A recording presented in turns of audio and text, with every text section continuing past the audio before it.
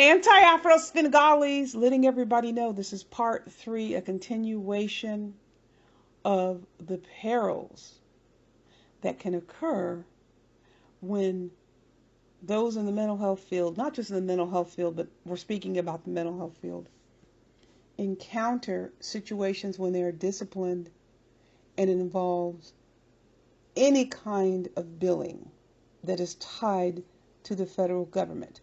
So we are continuing. There's another process that is related to Medicaid and Medicare billing.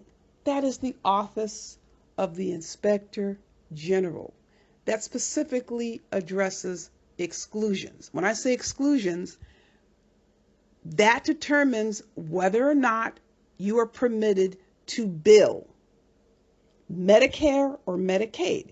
So this is what I'm talking about when I say federal pass-through. Even though the funds start at the federal level and they are filtered down to the state, that is still considered federal funds.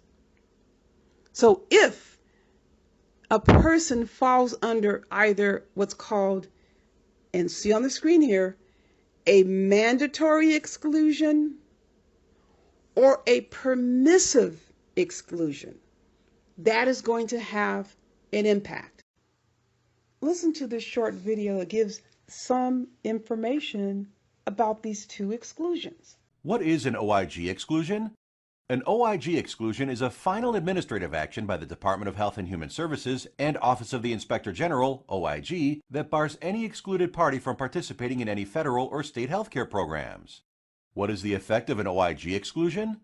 Federal healthcare programs such as Medicare, Medicaid, CHIP, VA, and TRICARE will not pay for any service provided, either directly or indirectly, by an excluded person or entity. Since federal healthcare programs account for 60 to 65% of all healthcare dollars spent, excluded people and organizations become radioactive as they taint any claim they come in contact with.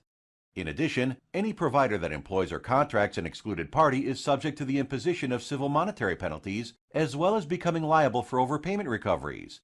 Why does someone get excluded? Most exclusions are the result of felony convictions for healthcare fraud, patient abuse or neglect, certain drug-related crimes, or discipline by a state licensing board. By being convicted of these things, OIG has found these excluded parties to pose unacceptable risks to patient safety and/or program fraud. Are there different types of exclusions? Yes, there are. There are two types of OIG exclusions, mandatory and permissive. Mandatory exclusions last at least 5 years, and permissive exclusions last at least 3 years. But both have the effect of prohibiting participation in all federal healthcare programs until such time, if ever, that their privilege is reinstated.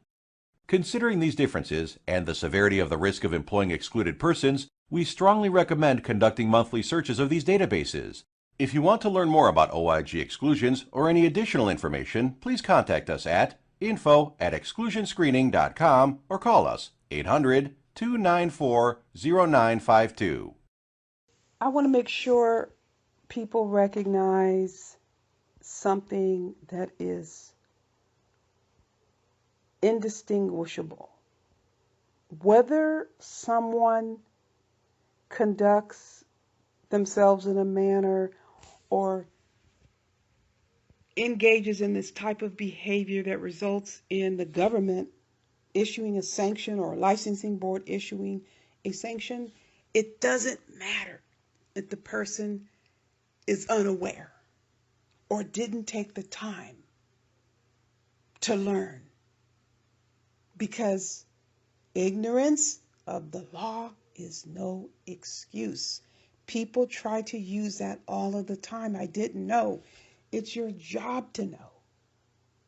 That's one of the core responsibilities of being in the profession, keeping updated with regulations.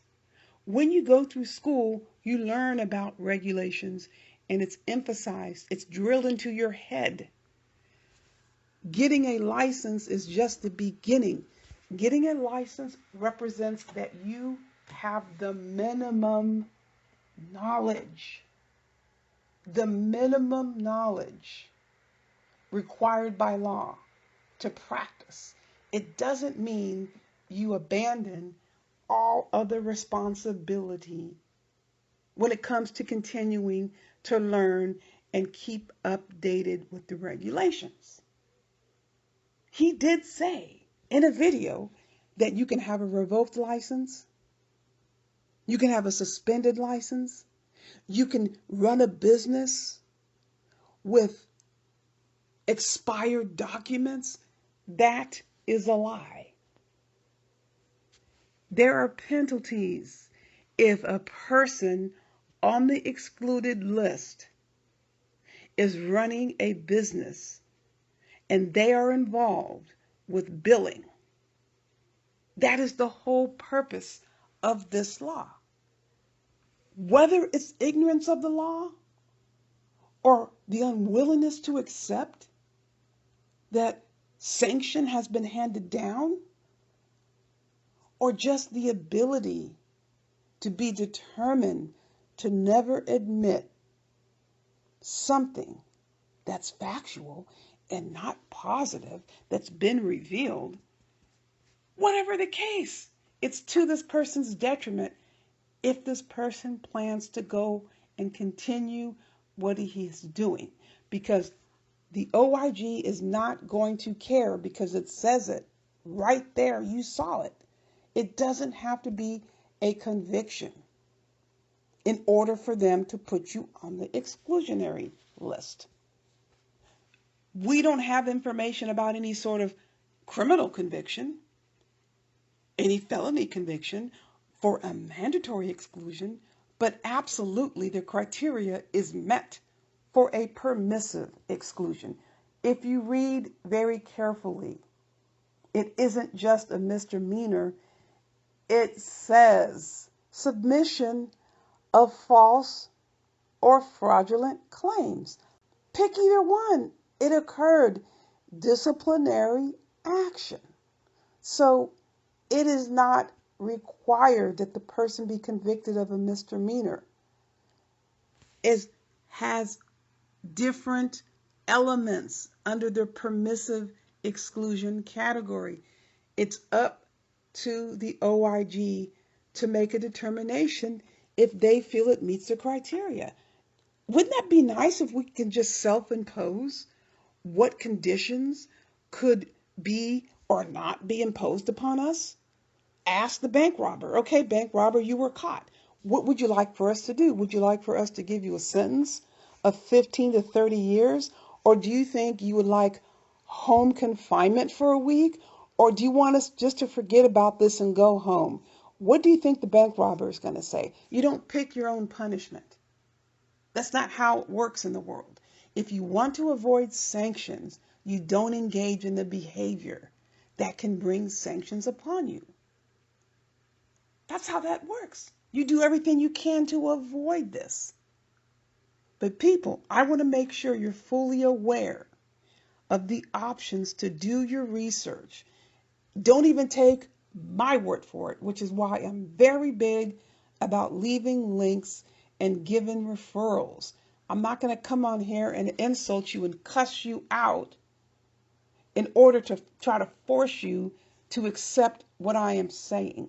But we do know people can have all the facts and all the information and they still decide to listen to garbage. Well, that's their decision.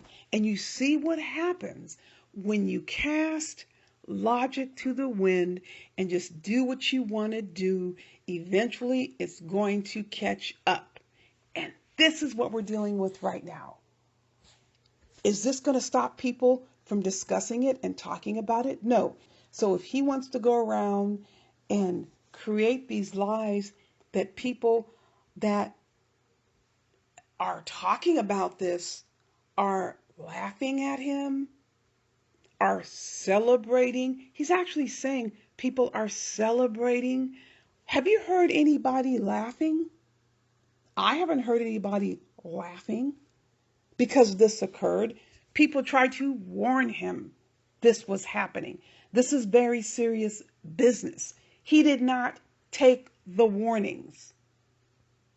So for him to make up these lies that people are laughing and gloating and poking fun at him because this happened, is just another layer of his refusal to accept responsibility that he created the situation.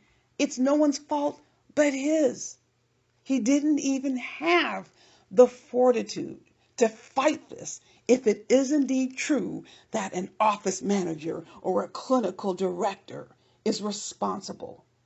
He decided not to fight. But so the alternative is to come onto YouTube and turn his anger and abuse towards, again, the Black community. I, for one, certainly wasn't going to remain quiet, especially when he rattled off all these lies, people. This is reality. It will be up to OIG to determine if what he did falls under permissive exclusion. Again, I have no information about a felony conviction. I highly doubt that. I think we would be aware of that. But then again, these days, nothing surprises me. That is why, people, you must always take care and never forget to heed the warning. Fire. Beware.